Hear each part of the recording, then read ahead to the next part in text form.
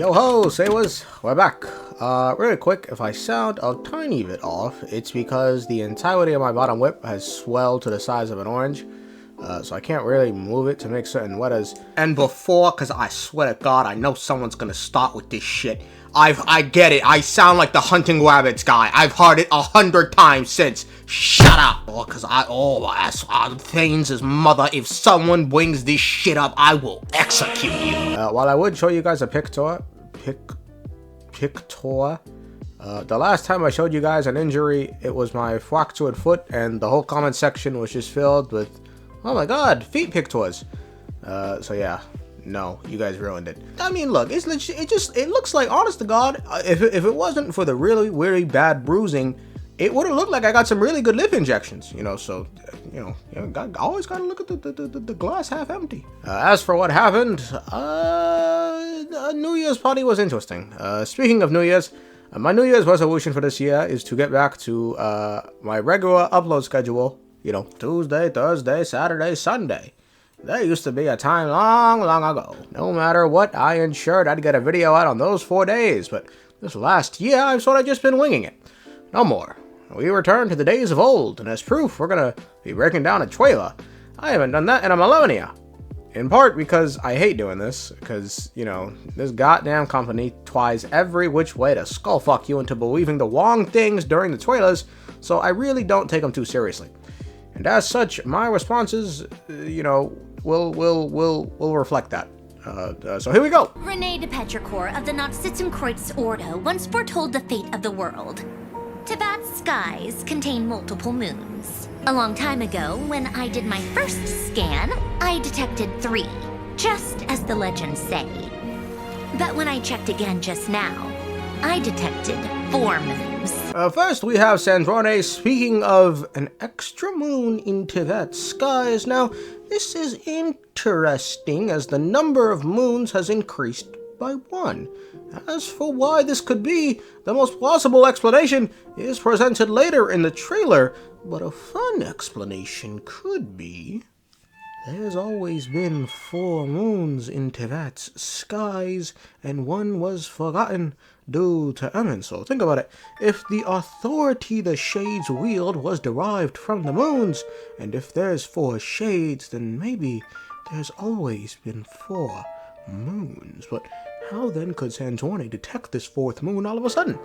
Perhaps someone forcefully revealed its presence in their own pursuit of the moons of Teyvat. Did one of our troops turn into a monster? Does this sound like child to anyone else? I just think it sounds like Tartaglia. I don't really have anything to add here. Although this power kind of reminds me of the way of Sanawi Welia. I can say that flawlessly, huh?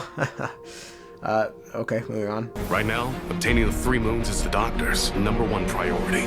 He even said if he can only get his hands on 2 of them, he'll create a 3rd one himself. Now it's here a likely answer for the 4th moon Sandrone detected comes into play, and it's simply the Doctor could have created one of his own. Given last patch Columbina leapt into the moon gate in her absence and with no way to retrieve her, the Doctor could have created the 3rd moon, and then later Columbina returned, making it so now there were 4 moons in Teyvat's skies. This is probably what I'm banking on happened. Dottore is too powerful. Fighting him is futile. Dottore, you son of a... He's done something to us! I gotta get out of here. The experiment begins. This line about the experiment beginning is interesting, given the last time Dottore said this, he had the power of the 3 moons. All 3 moons in one place. Time for one final experiment. Now, given he's once again saying this, it seems seems to indicate he will once again gain the power of the 3 moons, be it 3, 4, which coincides with his earlier line about Teyvat welcoming a new god. The world is informed of the arrival of their new god. Also would explain why Alekino would state he's a bit too strong to fight right now. A perfect entrance, might I add, for Roya. Once again, someone in control of Teyvat's laws against someone who blasphemes against the laws of Teyvat.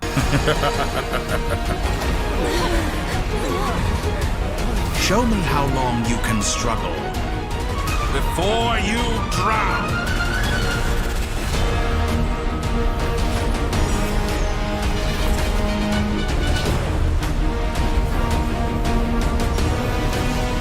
You know, I see a lot of people wondering, how is it Dottore can do all of this, split the skies, steal the moons, and no one in Celestia, the Shades, Heavenly Principles, respond to it?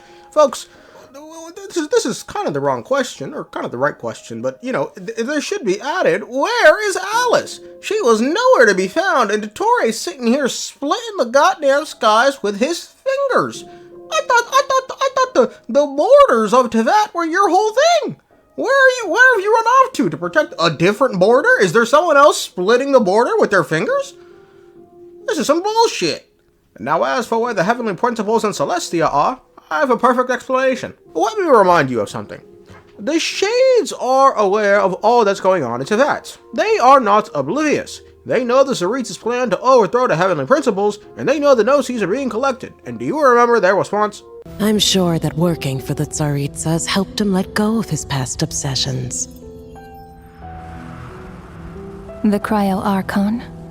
With her paltry powers, she dares set her gaze on the Heavenly Principles. Thank you. Thank you, Winoa.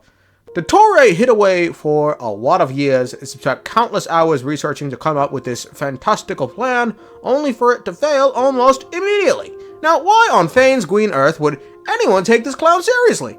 There is no Nibelung or Ermin. This is a guy whose grand plan was dead on arrival, beat by a 5'3" blind girl who didn't throw a single punch, causing him to immediately flee. This is who you all think the Heavenly Principle should awaken for? This guy is about to get beat by the power of friendship, with no lasting effects outside of nod-krai. Fucking clown. So he wasn't bluffing. He really built that. Really makes it sound like he built another moon. I mean, what else could he have built, realistically? I am growing weary of your stubborn resistance. Once I transcend fate, you will be nothing but fodder for my grand experiment!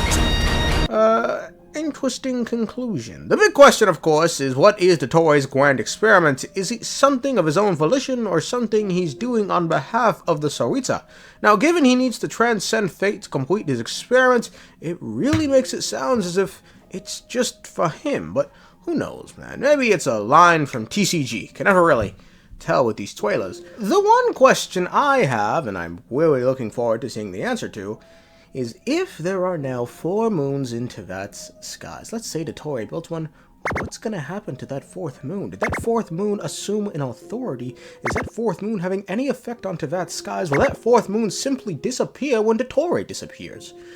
Any questions that really need to be answered, folks. Well, that's it. See you tomorrow.